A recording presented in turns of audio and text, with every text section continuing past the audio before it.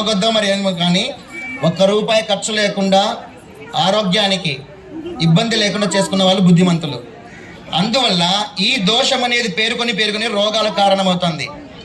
బాగా అర్థం చేసుకోండి. ఇంత దూరం వచ్చినారు కాబట్టి కొద్ది ఓపికతో వినండి. 4 మాటలు గుర్తు పెట్టుకుని ఆచరణ చేయండి. ఈ దోషం పోవడానికి శాస్త్రం 3 మార్గాలు చెప్పింది. ఆ 3 గుర్తు పెట్టుకోండి. వంట దించుతానే నువ్వు మొహం కడిగినావా, పళ్ళు దిక్కినావా, స్నానం చేసినావా, భగవంతుడు చూస్తాడా? స్వాములు ఏం చూస్తారన్నారు మీరు? భావం చూస్తా అన్నారు స్వామి. నేను చెప్పడం అదే మాట చెప్తా, మీరు కూడా అదే చెప్తారు. భగవంతుడు చూసేదేంటి? దేహాడంబరం కాదు, మనసు పవిత్రంగా ఉందా లేదా, భావం బాగుందా లేదా, అదే చూస్తాడు. కాబట్టి మీరు వంట దించుతానే కారం సంగటే కానీ పంచభక్ష ప్రమాణాలు భగవంతుడు కోరడు. ఆయన ఏమిస్తే అది మనం ఇస్తాం, భగవంతుడికి పెడతాం. స్వామి ఈ పూటకు మాది ఇది కలిగింది తప్ప మనకు వేద మంత్రాలు అక్కర్లే. ఆ స్వామి అంటే బాగా చదువుకున్నారు, మాకు ఆ మంత్రాలు రావు. కాబట్టి మేమేం చేస్తాము, దేవుని దగ్గర రాదా ఆ ప్లేట్లో పెట్టుకొనేసేసి ఒక గ్లాస్ నీళ్ళు తీసుకొని దేవుని దగ్గర పెట్టి, అప్పా స్వామి నీ దయ వల్ల మాకు ఈ కుండలో ఈరోజు ఈ కారము సంగటి లేదా ముల్లంగి చట్నీ ముద్ద మా ఇంట్లో చేసుకున్నాం స్వామి, మీరిచ్చిన దయాభిక్షే ఇంత మాత్రం మేము తినగలుగుతున్నాం. నీ దయా దాక్షిణాల వల్ల మాకు ఇప్పుడు ఇది దొరికింది.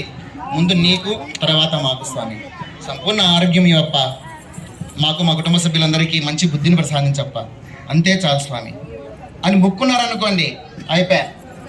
భగవంతుడు ఇట్లే తీసుకునేస్తాడు. భగవంతుడు చూసేదేంటి? భావం మాత్రమే. పండు తిక్కినారా, మొహం కడిగినారా, స్నానం చేసిన చూడడు ఆయన. భక్తితో పెట్టేది కావాల. పత్రం పుష్పం ఫలం తోయం యోమే భక్త్యా ప్రయచ్చతి తదహం భక్త్యుపహృతం అశ్నామి ప్రయతాత్మనః.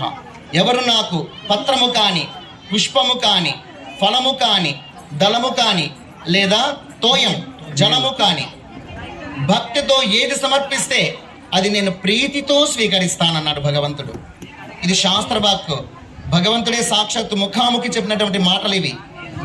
ఏకంగా శ్రీమన్నారాయణ నోటి నుంచి వచ్చినటువంటివి, శ్రీకృష్ణ పరమాత్మగా జన్మించి. కాబట్టి ఆ మాటలు ఎప్పటికీ వృధా పోవు. మీరు భక్తితో సమర్పించండి, ఆ దోషం వెళ్ళిపోతుంది. రెండోది, కొంత దోషం పోతుంది. మనం సంపాదించిన ధనంలో దోషం ఉంటుందని చెప్పాను కదా.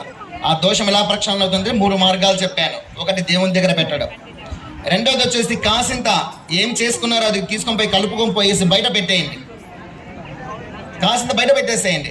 ఒక కుక్క కానీ, పిల్లి కానీ, చీమ కానీ, దోమ కానీ ఏమన్నా తినేయండి. ఆ పుణ్యం మీకు కాపాడుతుంది. ఎవరు చూడకపోయినా ప్రకృతి మాత చూస్తూ ఉంటుంది. ప్రకృతి మాతకు ప్రతి ఒక్క ప్రాణి బిడ్డయే. మనమంతా తల్లికి బిడ్డలం ప్రకృతి మాతకు. కాబట్టి మనము ఎక్కువ, చీమలు, దోమలు, కుక్కలు, పిల్లులు తక్కువ అనేది మనకుండవచ్చు. ప్రకృతి మాతకు అన్ని ప్రాణులు సమానమే.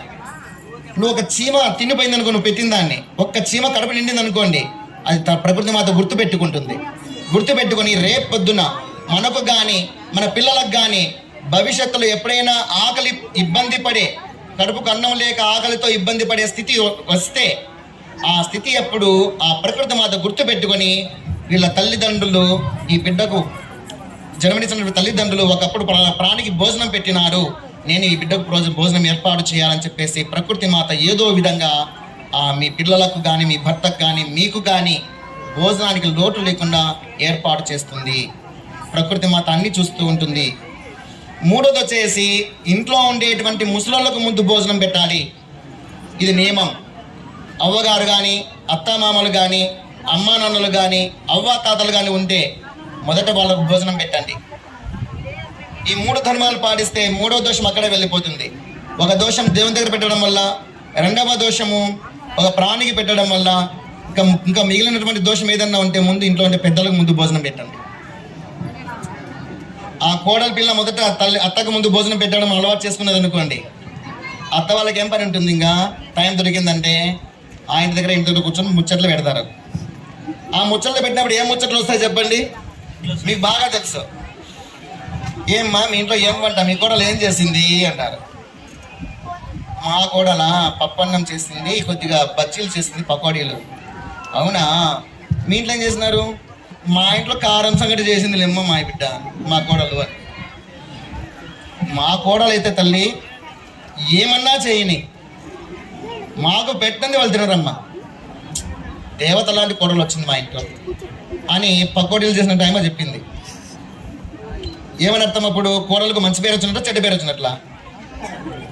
ఎంతమందికైనా చెప్తుంది ఆ తల్లి. ఇంక పోయి ఒక్కసారి ఆ పని చేసిందంటే కంటిన్యూషన్గా వాళ్ళు ఇంకా అలవాటు ఉందనుకోండి, ఆ తల్లి ప్రతి ఒక్కరికి చెప్తా ఉంటుంది. ఊరంతా కూడా కోడల గురించి చెప్పాల్సిన అవసరం లేదు, ఆమె మొత్తం ప్రచారం చేస్తుంది. మా కోడలు ఉత్తమురాలు, పుణ్యాత్మురాలు, గుణవంతురాలు, జ్ఞానవంతురాలు, బుద్ధిమంతురాలు. భోజనం పెట్టి దగ్గరే వాళ్ళు ఇంకేం కోరరు, ఇక్కడ అన్నం అడుగుతారు టయానికి ఇంత, ఒక వస్త్రం ఎప్పుడైనా సంవత్సరానికి ఒకసారి పండుగ వస్తే ఆ పండుగ కూడా ఇస్తామంతే. ఉండడానికి ఎట్లా అనుకూలం ఎట్లా ఉంటుంది? ఇలాంటివి కనీసం చిన్న చిన్న విషయాలు గుర్తు పెట్టుకునేసి మనం చేయగలిగినామంటే సంసారమే స్వర్గం అవుతుంది. వాళ్ళకి ఇంకా ఏ లోటు ఉండదు ఆ ఇంట్లో. పెట్టి చూడండి, ఫస్ట్ దేవుని దగ్గర ఒక ప్రాణికి పెట్టడము, మూడోది ఇంట్లో ముసలికి ముందు భోజనం పెట్టడము. ఈ మూడు చేసినారంటే మీ ఇంట్లో తినడానికి, కట్టుకోవడానికి, ఉండడానికి నివాసం, 10 మంది వచ్చి ఇంట్లో కూర్చున్నా పెట్టడానికి ఏ లోటు ఉండదని బాబా వారి సాక్షిగా నేను పాదాలకు నమస్కరించి చెప్తున్నాను. ఇది పాటించాలి. మీరు పాటించినప్పుడే మీకు సాధ్యమవుతుంది. కాబట్టి ఈ 4 మాటలు గుర్తు పెట్టుకోండి. సూర్యునికి అర్ఘ్యం ఇవ్వడము, అలాగే భోజనం చేసిన తర్వాత వంట దించుతానే దేవుని దగ్గర పెట్టడము, ఒక ప్రాణికి పెట్టడము, ఇంట్లో ముసలికి ముందు పెట్టడము, ఈ 2 చేయండి. మూడోది వచ్చేసి ఏ పని చేస్తున్నా మీ ఇష్ట దైవ నామాన్ని వదలకండి. ఈ కలియుగములో పూజలు కానీ, వ్రతాలు కానీ, జపాలు అంటే వ్రతాలు కానీ, పూజలు కానీ, తపస్సులు కానీ, యజ్ఞాలు కానీ సాధ్యం కావు. అంత సమయం లేదు. కృతయుగంలో అయితే లక్షల సంవత్సరాలు జీవించే వాళ్ళు నిరంతరం ధ్యానం, జపం, ధ్యానము, తపస్సు చేసుకుని భగవంతుని ప్రసన్నం చేసుకునే వాళ్ళు.